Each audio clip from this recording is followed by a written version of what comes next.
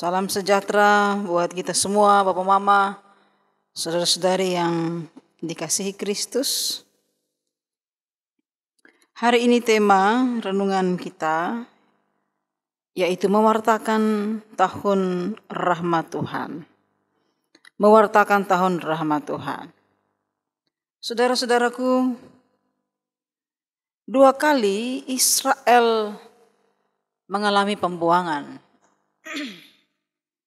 Pertama di Mesir dan kedua di Babel. Di Mesir, Tuhan utus Musa untuk mengatakan kepada Firaun. Dalam kitab Keluaran pasal 4 ayat 23, Keluaran pasal 5 ayat yang pertama, isinya sangat jelas. Biarkan umatku pergi agar mereka beribadah kepadaku. Yesaya pasal 61, ini adalah kisah pembebasan Israel dari Babel dan melalui suara nabi. Tuhan meminta umat supaya pulang dengan pesan yang sangat kuat. Masing-masing pulang dengan iman. Setelah dijajah, setelah ditindas di negeri pembuangan, Tuhan bersuara supaya dong pulang. Tapi di pempesan ini cukup berat. Pulang tapi pulang dengan iman. Pulang dengan, ya artinya pulang dengan imam. Ya, Yesaya pasal 61 ayat 6. Pulang dengan imam. Yesaya 61 ayat 6. Apa maksudnya saudara? Apa maknanya? Bahwa Tuhan itu Tuhan yang visioner. Tuhan yang bisa melihat ke depan. Tuhan yang bisa merancang. Dia yang bisa mengatakan sesuatu tentang apa yang terjadi di depan. Kita manusia kan, kita kadang-kala kita bernubuat. Kadang-kala kita bisa berprediksi. Tapi saya kira kita beda dengan Tuhan. Dan karena itu saudara, kita harus meyakini bahwa Tuhan itu Tuhan yang visioner itu, dia selalu ada maksud di balik setiap karya-karyanya. Selalu ada tujuan di balik setiap apa yang dia lakukan terhadap umatnya. Pulang dengan imam. Saudara, kita tahu bahwa jabatan imam itu dalam sejarah Israel diletakkan pada kelompok atau garis turunan tertentu, yaitu Eli, Harun, dan kaum Lewi. Nah, apakah itu berarti bahwa status imam keturunan Harun dan Lewi telah dicabut? Tidak, status itu tetap melekat. Tetapi ketika Tuhan berkata bahwa umat Israel pulang dengan imam, maka yang dimaksudkan itu bukan jabatan imamnya, melainkan fungsi keimamatannya, fungsinya sebagai imam. Bapak semua kita tahu, imam itu berfungsi sebagai pendoa, berfungsi sebagai pemimpin upacara persembahan, dan mengajarkan Taurat. Padahal kalau kita teliti sebelum jabatan imam itu ada, dahulu Israel mengembangkan pola keimamatan pada keluarga atau kepala suku.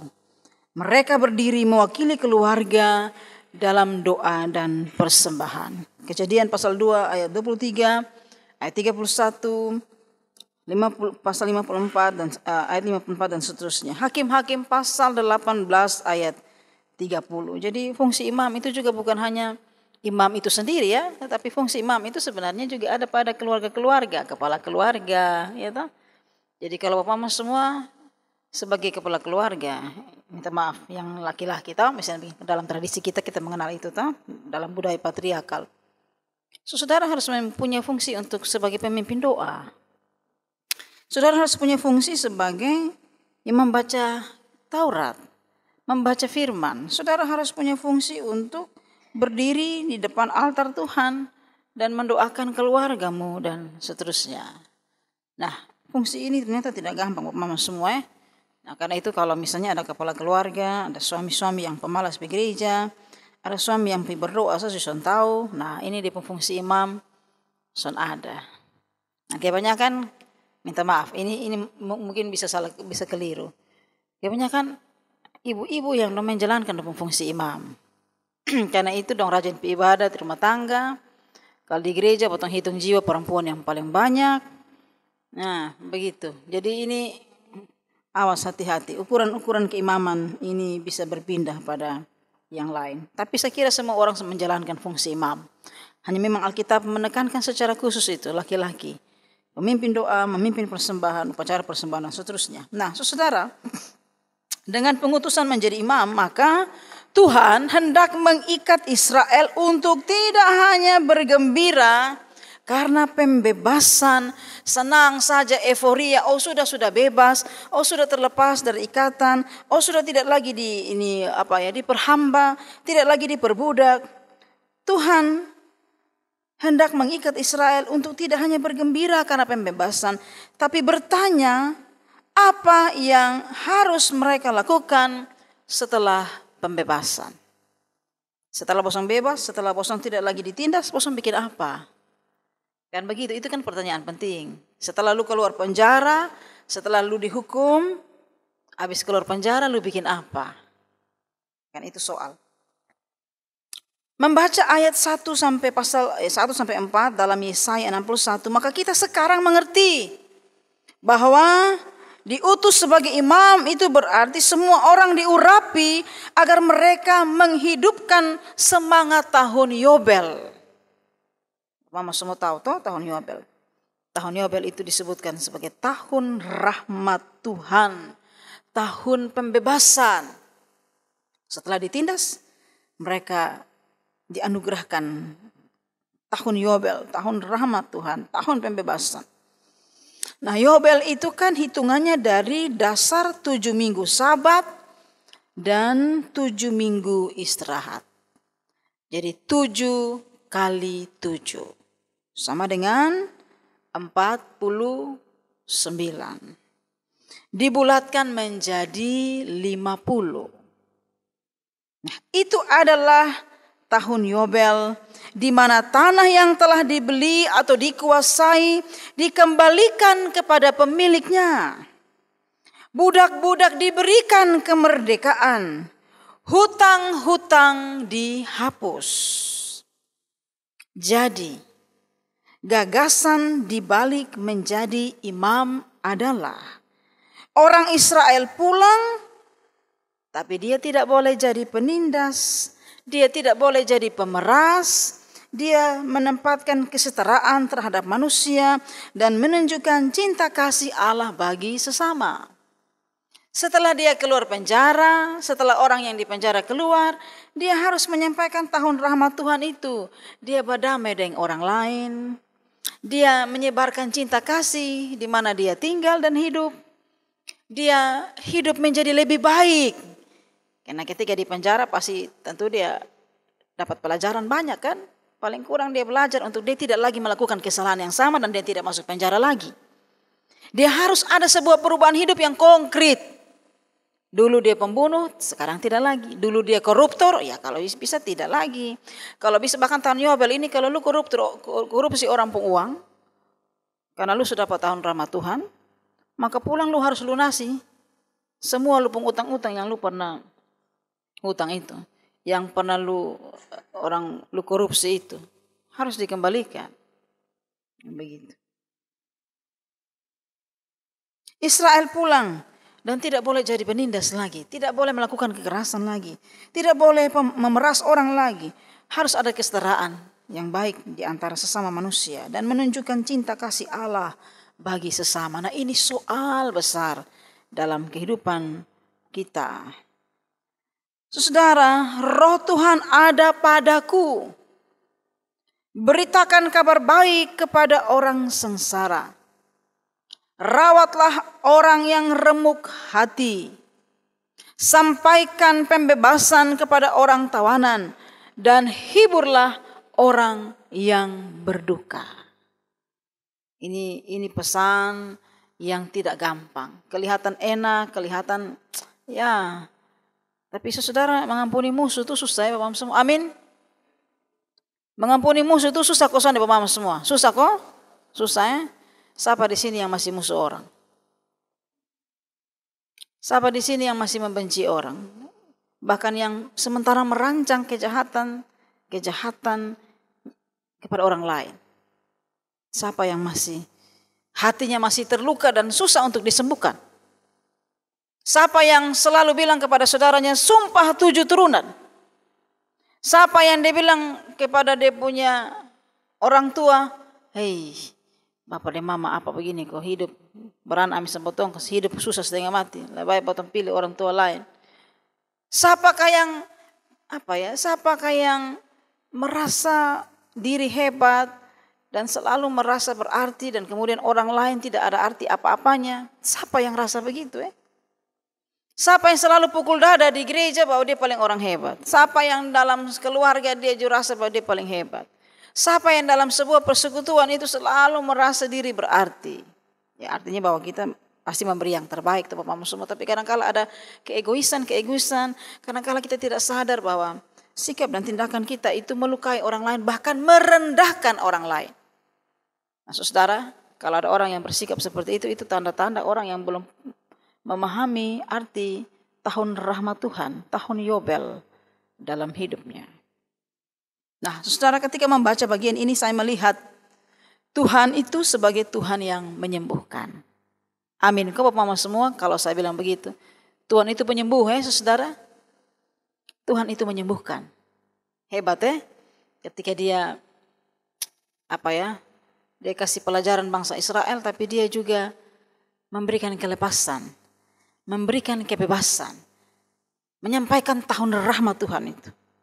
Nah, saudara, kita semua pernah mengalami yang namanya kesengsaraan. Bagaimana juga kita terluka karena kematian. Ada orang yang pernah mengalami yang namanya bagaimana rasanya ditindas sehabis-habisnya, diperlakukan tidak adil. Apakah saudara pernah merasakan itu Bapak Mama semua? Saudara pernah rasa? Pernah rasa diperlakukan tidak adil? Pernah Bapak Mama semua? Ataukah justru saudara yang justru melakukan ketidakadilan bagi orang lain? Ini pasti tabalik kok atau kesande? Pernah merasa diperlakukan tidak adil? Pernah? Oh. Atau jasanya Bapak Mama semua dalam kategori yang kedua itu, yang suka melakukan ketidakadilan bagi orang lain. Ya, ini jawab abu-abu ini. Kita curiga sana. Ya. Ada orang yang mengalami yang namanya bagaimana rasanya tindas. Bagaimana rasanya hidup dipelihara oleh orang lain dan kita diperintah sesuka hati. Saya kadang-kala berefleksi. Ada anak-anak kerja yang tinggal di rumah itu. Kadang-kala potong suruh sendong ini.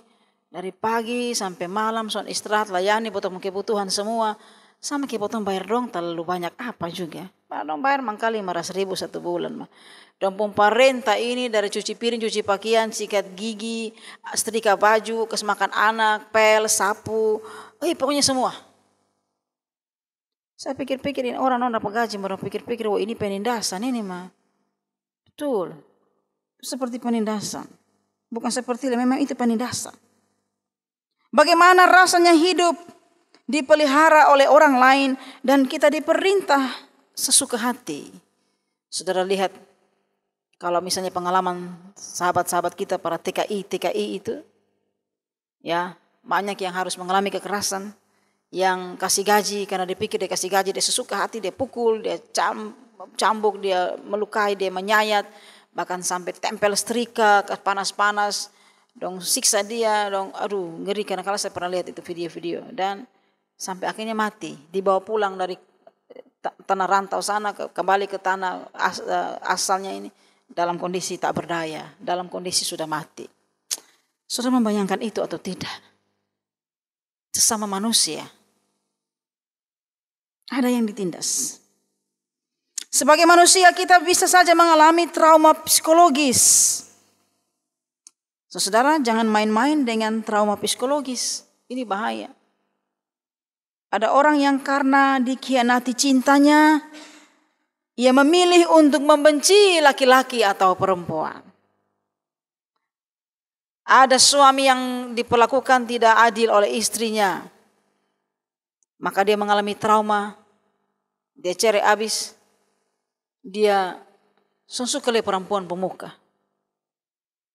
Ada istri-istri juga begitu karena trauma psikologis terhadap suami yang pernah pukul dia, injak dia, lempar dia, tapi malam dia minta polo. Ada pengalaman trauma, maka dia lihat laki-laki, dia bilang, "Ai, beda laki-laki mereka memuntas." Kenapa? "Ai, beta pun pengalaman berat." Beta membayangkan laki-laki pemuka ini waktu dia pukul beta, dia injak beta, dia tarik beta rambut, dia hela ruis beta dari pasar Impres sampai di pasar Ebabo. Misalnya begitu. Dia kasih telanjang sampai beta di pinggir jalan, dia maki beta, dia pukul beta. Kalau anak laki yang begitu memang dia nekat toh. Ada kok begitu kok. Atau ada perempuan yang dia maki dia laki bilang, "Dan dia lu laki hitam dah dolek jelek, untuk sampai kawin lu kesana sun laku-laku." Berasa kalau dia om begitu juga. Kalau om begitu malu tiap malam lu ada polosan dia. Lu malam lu polo, siang lu ejek-ejek. Yang mana nih lu ini? Ada orang yang karena begitu dia mengalami trauma. Saudara, jangankan itu, hal yang sederhana saja juga ketika orang, katakan orang bentak botong saja, orang maki botong saja. Saudara kan jalan-jalan ketemu itu orang pasti saudara bilang, besili ini singa sudah datang. Betul kok Sande? Istri-istri kalau suami kalau lihat itu dari pagi bangun pokoknya mau apa nih kuntilanak sah. Maka dia pulang dia ganti baju cepat-cepat dia makan di warung. Itu biar masak enak, dia muka keram, dia rambut tafruik, dia pikir awela biar sah. Dia pulang sah. Saudara, ada yang mengalami trauma psikologis dan ini hati-hati. Ada yang merasa tidak percaya diri dan bahkan memilih hidup sendiri daripada nikah, daripada berkawin, kawin sama laki-laki yang tafruik satu derman datang, tukang pukul. Lebih tak usah sah. Lebih hidup sendiri, lebih bebas. Mau pergi mana, mau mandi sendiri, mau makan, mau pergi jalan di pantai kok, mau pergi di hotel kok, mau pergi di mana, suka-suka sah. Ada orang yang terpaksa harus memilih hidup sendiri karena trauma ketika ada pendamping. Trauma ketika ada orang-orang dekat dalam hidupnya. Lebih baik dia menentukan hidupnya sendiri. Ada orang tua yang karena masa kecilnya mengalami kekerasan ketika punya anak. Bayangan kekerasan itu ada pada dirinya dan dia melakukan hal yang sama ketika dia memiliki anak. Nah, potensi ini bisa saja terjadi bagi mereka yang bebas dan pulang dari pembuangan. Ya kan apa mas semua? Amin. Bisa saja mereka yang bebas pulang dari pembuangan dan sikap begitu yang saya tadi gambarkan. Bisa saja orang keluar dari penjara, orang pikir dia bertobat, dia tambah gila lah. Karena itu ketika orang bilang orang keluar dari penjara kok dia pembunuh, orang takut deka-deka sendiri. Saya pernah punya pengalaman itu waktu di jemaat sebelumnya. Ya, ketika orang yang masuk penjara ini dia bunuh orang. Ya, artinya kau tuh tahu dia baik, kau mah tetangga dong lari hilang. Dong pindah rumah. Karena dong trauma. Karena pembunuhan sadis kasih masuk DP istri dalam tanah dan kubur hidup-hidup. Nah, bayangkan kalau potong tinggal yang dia tiap hari dia pikir, ini tak salah, dia datang dia forex sampai tong lele kau keluar. Tempi kos di mana kau potong tinggal di mana karena saking trauma. Ini dia keluar penjara ini dia baik kok atau dia tambah foe. Setelah dia dapat penghukuman ini dia ada hidup baru kok atau dia tambah gila. Ini hati-hati. Nah ini repot. Nah, ciri-ciri orang ini juga harus diperhatikan. Nah, bukan berarti potong menjudge orang tidak, tapi karena begitu kan trauma. Setelah di penjara nih yang keluar penjara nih, nah sebegitu keluar penjara dia gunting ame rambut baik, dia pakai berisi baik. Dia keluar penjara dia pun rambut tambah sesaik begini. Dia pun muka, dia pun tato dong, dia pun ini orang takut. Nah ini kira-kira ke mana? Nah, potensi ini bisa terjadi ketika mereka pulang dari pembuangan. Nah, saudara tahu kan apa semua? Salah satu permusuhan Yehuda dan Samaria ialah karena waktu orang-orang Yehuda ditawan, orang-orang Samaria tidak. Mereka menikah dengan bangsa asing dan ini dianggap sebagai pengkhianatan dan perusak kemudian identitas Israel. Karena itu sejak awal Tuhan ingatkan, jangan mudah terbawa dengan dendam-dendam. Dendam itu juga berat.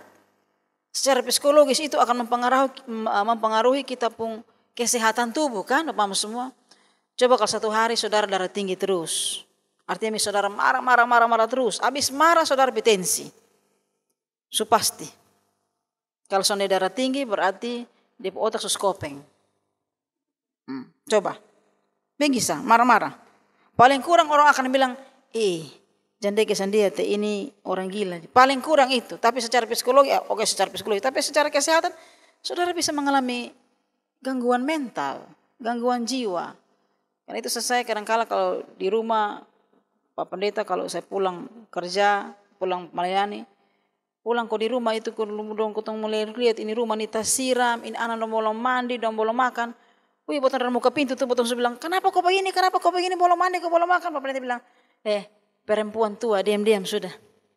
Kau masuk di rumah itu berdoa kok, tenang-tenang, tarik napas kok, kerja di situ, siapa mau kerja aja. Jadi jangan kalau kayak orang gila, kalau masuk dari rumah sana, bukan bawa pembebasan, bukan bawa sukacita, bawa masalah dari luar, masuk di rumah, bawa itu sampah-sampah dari luar sana, masuk dalam rumah, bikin pusing orang sah. Potong di rumah butuh lu pun kasih sayang, butuh kalau peluk songkotong, butuh kalau nasihat potong, butuh kalau layani kotong, lu datang bawa lu pun nasihat dari sana, pusing. Cerita dia pun segala hal, marah-marah orang. Nah saya juga kalau begitu, saya pikir-pikir, betul saya stres di luar yang pelayanan. Datang masuk di rumah lah ini, orang rumah dan pikir ini yang datang, ini setan kok, bepom mama ini. Yang datang ini bepom bapak kok, atau Lucifer yang datang. Nah, itu hati-hati. Nah saudara, ini satu hal yang saya kira ini harus menjadi perenungan bagi kita. Di sini dikatakan, ya salah satu permusuhan Yehuda dan Samaria ialah karena waktu orang-orang Yehuda ditawan, orang-orang Samaria tidak. Mereka menikah dengan bangsa asing. Dan ini dianggap sebagai pengkhianatan dan perusak kemurnian identitas Israel. Karena itu, Tuhan bilang, sudah berhenti sudah dari permusuhan. Berhenti dari dendam-dendam. Jalani kehidupan dengan kasih dan keadilan Allah. Kalau saudara percaya bahwa ketika saudara memusuhi orang, itu sama juga dengan saudara tidak memberi porsi kepada Tuhan untuk melakukan pengadilan dan penghakiman menurut versi Tuhan. Amin saudara. Saudara, Tuhan versi pengadilan itu beda. Kalau kita manusia itu kan kadang-kala kalau orang pukul potong, itu saat juga kalau bisa potong pukul dia. Amin, betul toh? Nah, kalau dia nara dia maki potong, itu saat juga kalau bisa potong maki dengan dia. Nah, tapi kalau Tuhan versi beda. Bisa saja tidak ada pembalasan di sini. Tapi di sorga kelak akan ada pengadilan yang, ya artinya pengadilan sorga yang mengadili kita. Amin. Kau Bapak semua. Nah karena itu kadang-kala kita dendam, sebenarnya juga kita beri ruang porsi yang besar kepada Tuhan untuk menghakimi. Siapa di antara saya dan dia yang benar? Siapa di antara kita yang salah? Nah kalau saudara sudah mengambil porsi Tuhan, Tuhan sudah ambil lagi. Tuhan bilang sudah, kau dia lakukan penghakiman. Kok mamtua tampar di pipi kiri, mamtua tampar di pipi kanan 10 kali. Dia tampar 1 kali, dia tampar 7 kali balas. Nah kau beta mau bikin apa sendiri? Kau dia sepukul, namanya mau bikin apa? Biar sudah dia suka sudah. Nah, Tuhan bisa saja mengatakan begitu karena Anda sudah mengambil porsi Tuhan untuk menghakimi orang lain. Nah saudara, satu konsep yang menggugah itu ialah pohon terbantin kebenaran. Tadi kan kita baca ya. Jika Israel mampu menjalankan visi baru yang Allah kehendaki, maka bangsa-bangsa akan menyebut mereka sebagai pohon terbantin kebenaran. Saya coba cek, apa makna pohon terbantin? Pohon terbantin disebutkan pertama kali dalam kitab Kejadian pasal 13 ayat 16. Waktu itu usai Lot memilih Sodom dan Gomora, Abraham pergi ke Mamre di bawah pohon terbantin. Di situ Abraham telah berpisah dengan Lot mendengar janji Tuhan. Ya. Semua tempat di mana engkau berdiri akan kuberikan kepadamu dan segala keturunanmu. Keturunanmu akan banyak seperti debu tanah yang tak dapat dihitung. Orang Israel menyebut bahwa janji Tuhan didengar oleh pohon terbantin. Dan di mana pohon terbantin hidup, di situ janji Tuhan pasti diwujudkan. Pohon kegenapan janji. Kitab Yeremia pasal 17 ayat 7 sampai 8. Dan Mazmur pasal 1 ayat 3 menganalogikan orang-orang yang diberkati itu seperti pohon terbantin yang subur, kuat akarnya, dan daunnya hijau sepanjang masa. Analogi pohon, saudara-saudara, selalu berkaitan dengan perjanjian. Sebab Adam dan Hawa ketika memakan buah dari pohon yang dilarang, sama dengan merusak perjanjian. Gagasan di balik pohon terbantin bukan hanya menjadikan Israel berbeda, tetapi sebenarnya Tuhan sedang menjanjikan apa yang kekal, bukan di dunia. Tuhan sementara menjanjikan yang kekal. Jadi tak usah ribut-ribut, tak usah bikin susah. Artinya memang kita hidup di dunia betul dengan susah, tapi Tuhan sudah janji sesuatu yang kekal. Keselamatan diraih saat Israel hidup dalam kehendak dan perintah Tuhan. Sayangnya gagasan ini gagal dijalankan oleh Israel. Tahun Yobel, tahun rahmat Tuhan, hanya menjadi semacam isapan jempol semata. Mereka hanya menjadi umat yang ritualistik. Umat yang hanya berdoa, umat yang hanya baca firman, umat yang hanya rajin pergi gereja, umat yang hanya rajin memberi persembahan, umat yang hanya, pokoknya omong manis-manis, umat yang hanya munafik, hanya pikir sesuatu yang formal, yang pokoknya sesuatu yang kayak begini, sudah datang gereja, duduk manis-manis, berdoa minta ampun, pulang begitu jalan keluar, tahu dong lupa ini firman. Sampai di rumah langsung jadi istri dan suami yang baik. Jadi ini umat yang cuman hanya ritualistik. Maksudnya mereka menjalankan Yobel hanya pada perayaan, tapi bukan pada hidup setiap hari. Atau artinya bahwa dong melakukan sesuatu kalau senang ya senang. Pergi gereja kalau badan enak baru pergi gereja. Ya. Berbuat baik ya senang berbuat baik. Memberi persembahan ya kalau ada uang banyak sekali baru memberi persembahan. Kalau ada perpuluhan yang banyak baru memberi. Tapi juga belum tentu, kadang perpuluhan banyak kadang berkat banyak itu juga perpuluhan juga tambah banyak toh. Nah itu repot. Dia pun presentasi 10% itu lebih banyak. Nah, pemerasan, penindasan, perlakuan tidak adil, penguasaan tanah, pembelian dan kekejaman terhadap budak masih juga berlaku.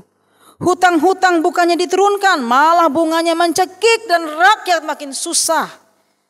Firman Tuhan sering diabaikan karena keserakahan manusia dan karena kebutuhan manusia. Amin. Firman Tuhan ini kadang-kadang potong bikin rusak dia karena ketemu serakah. Padahal Tuhan omong terang-terang. Kadang-kadang potong ini merusak ketemu kebutuhan.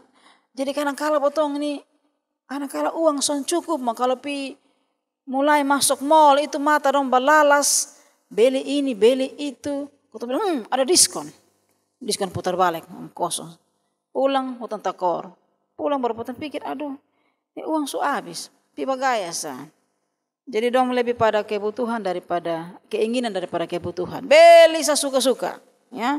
Ada model baru datang dong beli. Ada celana baru, celana umpan datang dong beli. Ada alis mata catok datang baru dong beli. Ada sulam dong beli. Ada tarik rambut dong beli. Semua senep apa. Hanya pilih-pilih supaya sadar-sadar kok dia jangan jadi hanya keinginan, tapi pilih juga karena ada kebutuhan yang paling real. Jadi kalau kita punya kemampuan tidak apa-apa, tapi kalau yang tidak bisa jangan paksa diri. Nanti kita repot. Jangan ikut orang. Ada orang yang punya uang silahkan, tapi yang tidak punya uang jangan paksa. Itu dia nama saudara tidak mengalami tahun rahmat Tuhan. Saudara menyiksa diri. Dan itu saya memilih untuk lebih realistis dalam kehidupan. Yang bisa dibeli. Yang tidak bisa. Memang ini susah juga. Karena kalau kita terpengaruh dengan orang lain toh di lingkungan di mana kita ada. Kita lihat orang berpenampilan baik, kita lihat orang punya lebih, kita mau. Tapi kita sesungguhnya tidak mampu. Nah, tapi kita tidak bisa menyesuaikan diri dan itu repot. Kita akan jadi soal. Nah, karena itu Bapak semua, inilah yang dikatakan firman. Orang lebih suka mengambil jalan gelap daripada hidup terang yang Tuhan kehendaki. Saudara Bapak yang dikasihi Kristus, 700 tahun setelah Yesaya, Injil Lukas pasal 4 ayat 16-30 menggemakan suara pembebasan yang sama. Dengan mengutip kitab Yesaya 61 tentang tahun rahmat Tuhan di ibadah sinagoge di Nazaret. Tuhan Yesus membaca dengan indah sehingga orang terpukau. Bahkan Tuhan Yesus berkata, hari ini firman Tuhan digenapi.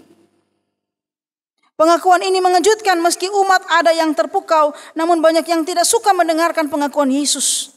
Bagaimana dia menyebut dirinya sebagai figur yang dinantikan. Orang mulai kaget, ini siapa dia nih, dia pasti omong tentang dia lah. Hari ini firman digenapi. Bagaimana mungkin nenek moyang mereka gagal sementara Yesus menggenapinya. Bukankah dia anak Yusuf, si tukang kayu, yang biasa-biasa saja. Nah saudara, jika Yesaya 61 melihat kegagalan komunitas Israel karena mendahulukan kebutuhan, siapakah Yesus sehingga dia bisa menyebut dirinya sebagai jawaban dari harapan Yobel? Siapakah dia yang mampu memenuhi harapan Tuhan sebab ia anak tukang kayu? Yesus diremehkan karena statusnya. Disinilah kita melihat karakter orang percaya. Bagaimana kita bisa teguh menjaga apa yang Tuhan mau. Kita hanya butuh kemauan. Kita hanya butuh konsisten dengan Tuhan. Kita hanya butuh iman yang teguh dengan Tuhan. Saya ketika di kampung, waktu masih melayani di Niki-Niki, di jemaat Sonhala Niki-Niki, ada satu tetangga yang tiap hari dia anak banyak, jadi pusing urus anak-anak. Jadi kalau dia pas jam makan, ini anak-anak datang dia bateria. Ya. Jadi bateria ini anak-anak. Dia bilang, dipanggil nama, Tinus, Lipus, anak terlalu banyak. Jadi pas jam makan, dia bateria ini anak dong. Sendok memang nasi di piring, sendok di piring. Ketika ini anak dong datang menghadap dia duduk di meja makan, dia ambil kan dia terlalu jengkel tiap hari dia bateria, dia bilang, ini, ame kau cek ya sudah. Saudara bayangkan. Dia ambil piring, dia taruh nasi, baru dia tujuin anak. Ame kau cek ya sudah. Maka ini anak dong, ambil piring dan nasi di dalam itu piring. Dan duduk, babai, dan tunduk berdoa. Dan menghadap Tuhan Yesus. Kami mau ceke. Berkati kami pun ceke, amin. Itu sudah. Jadi saudara kalau bilang ceke, mamtu datang menghadap piring, dia bilang, Tuhan kami mau ceke. Mamtu pembahasa.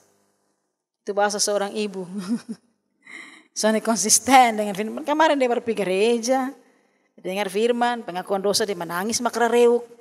Sampai di rumah dia ceke. Nah, itu yang saya bilang tadi. Karena kalau kau di rumah, kau di luar rumah dong, kau baik dengan orang lain. Di luar tuh manis. Di rumah laki kayak itu dia berubah. Dia kira mana kok? Kira gila. Nah itu kalau begitu repot. Ini tahun rahmat Tuhan saudara memang. Jadi saya bilang, saya ingat saya waktu menikah dengan saya pun suami dulu. Pak pendeta saya pun mama sudah meninggal baru. Tapi saya ingat dia saya lucu. Artinya waktu saya mau menikah kan Pak pendeta ini pun kulit putih toh, saya mau tahu. Jadi waktu pacaran mau nikah, mama bilang, ada orang lain kok ini hitam begini nih. Dia bilang, sudah, bet cinta dia pun hitam. Beta cinta dia pun hitam. Karena beta tahu biar dia hitam kulit tapi dia pun hati putih. Weh, luar biasa. Tepuk tangan untuk beta dong. Artinya, kita ini kadang-kala anggap orang nih dari kulit luar. Tapi setelah itu ketika kau menikah bermama bilang, baik, ternyata dia baik, dia suami yang baik, dia pendeta yang baik. Dia bilang, memang betul-betul ini juga ujian berat. Kau harus menunjukkan bahwa apa yang orang katakan tentang kita itu belum tentu benar menurut orang lain. Amin, saudara. Saudara harus konsisten. Kalau saudara pilih orang atau saudara memilih sesuatu, komitmen pada sesuatu, komitmen benar-benar. Tunjukkan bahwa saudara memilih tidak salah. Saudara melakukan sesuatu tidak salah untuk sebuah kebenaran. Jadi kalau saudara ada di pihak yang benar, saudara melakukan kebenaran, saudara teguh pada pemberitaan firman Tuhan, orang lain mau ngomong apa kita pun kita tetap mengatakan bahwa kita sudah ikut Tuhan pun jalan. Lu silakan kritik, tapi kita berupaya untuk melakukan yang baik. Amin. Nah, itu berarti tahun rahmat Tuhan itu sungguh luar biasa. Nah, saudara yang dikasihi Kristus, tahun rahmat Tuhan bisa benar-benar direalisasikan jika para pewarta sudah selesai dengan dirinya. Tahun rahmat Tuhan itu bisa direalisasikan, bisa artinya terwujud kalau potong sudah selesai dengan betul pun diri. Tapi ketongkon hanya mau urus orang lain. Potongnya soalnya bisa koreksi diri. Soalnya bisa menerima keadaan diri yang lemah ini juga. Soalnya akan bisa menerima tahun rahmat Tuhan. Kita juga selalu pasang standar kebenaran itu menurut diri orang lain salah. Dia jalan sedikit, dia bilang, dia jalan subengko. Dia mau langkah sedikit, dia bilang, ini langkah subengko. Soalnya bisa begini. Itulah mengapa Yesus benar-benar mendidik para murid. Kadang dia marah, kadang dia kecewa, kadang dia memuji, namun juga mencela mereka sebagai orang-orang yang lemah imannya. Para pewarta tahun rahmat Tuhan tidak hanya bicara, tapi harus benar-benar menjadi teladan. Saudara tidak hanya menjadi seorang pendeta, penatua, diaken yang hanya banyak bicara tentang firman Tuhan, tetapi lakukan itu dalam persekutuan, dalam rumah tanggamu. Jadi pendeta, jadi penatua di gereja, berarti harus jadi karakter penatua itu dibawa ke tempat kerja, di kantor, mau jadi tukang ojek, bawa itu. Jadi jangan hanya jadi penatua di gereja, tapi di tempat lain dia terbalik. Nah, Yesus menjadi sang pewarta tahun rahmat Tuhan karena dia tidak memikirkan dirinya sendiri. Yang ia pikirkan adalah kesembuhan orang lain, kelepasan dan keselamatan orang lain. Inilah tanda awas bagi kita. Sebab kadangkala kita berjuang untuk kemanusiaan, namun hidup kita jauh lebih tidak manusiawi dari para korban. Kita berjuang untuk orang hidup baik, tapi kita sendiri jauh dari kebaikan. Kita nasihat orang lain, lu harus hidup begini, lu harus pergi gereja. Kita sendiri pergi gereja. Banyak orang tua yang dong suruh anak pergi sekolah minggu, mau begitu langsung gereja, dong tidur, kasih tutup kain di badan, masang korok, anak pergi sekolah minggu. Ada yang, saya pengalaman betul, ada suami-suami yang dong hanya antar dompung istri di muka pintu, dengan motor, dong pakai celana pendek, pakai kutang, pulang dong tidur kembali. Dia bilang, mama betul sebuah persembahan, titip, mampi gereja sudah. Nanti mau pulang, telepon kau ambil, jemput. No. Maka saya bilang orang-orang yang kayak begitu dong tuh, nanti sampai di sorga, laki bini masuk semua pintu sorga, Tuhan bilang, mai tua saya masuk, lu pi luar. Kenapa? Di dunia, lu hanya antar mai tua di pintu gereja. Nah sampai di sorga lu di pintu gereja, di pintu sorga, lu pulang sudah. Nah, atau lu pi neraka. Saya sering kali bilang begini, orang yang lupa malas di gereja, kalau dong mati jangan pukul lonceng gereja. Kenapa? Kok hidup saya lonceng gereja bunyi dia sudah dengar mati dia dengar ke depan. Tak usah pukul lonceng. Biar kok dia mati di situ. Kok kau tak hidup saya lonceng gereja di muka rumah saya dia sudah dengar lu mati lu pukul lonceng bikin apa? Nah, begitu sudah. Nah, saudara, ingat dia tetap menjadi Tuhan yang konsisten. Kemuliaan dirinya seturut dengan apa yang dia katakan dan lakukan. Karena itu, ketika kita merayakan Epifania ini mengagumi Yesus dan mengajak kita bersama-sama dalam gerakan tahun rahmat Tuhan di tengah-tengah angkatan yang bengkok hatinya. Saudara harus menyampaikan tahun rahmat Tuhan di antara orang-orang yang masih bengkok hatinya. Saudara bisa kok apa semua? Amin. Saudara lihat saudara pun kiri kanan dan saudara katakan bilang, pulang dan sampaikanlah tahun rahmat Tuhan kepada isi rumahmu. Silakan. Aku lihat sebuah omong. Jangan bilang I love you. Lihat sudah di sebelah kiri kanan. Pulanglah dan sampaikanlah tahun rahmat Tuhan kepada seisi rumahmu. Silakan.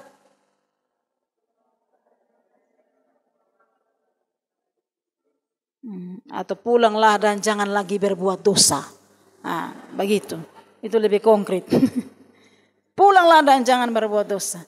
Nah, baik sebelah, baik kawan. Maka musuh bilang, apa lu bilang? Pukul lu baru tahu. Saudara harus mengatakan itu ya. Bukan hanya mengatakan tapi melakukan itu. Firman Tuhan menolong kita semua. Amin. Tuhan memberkati kita.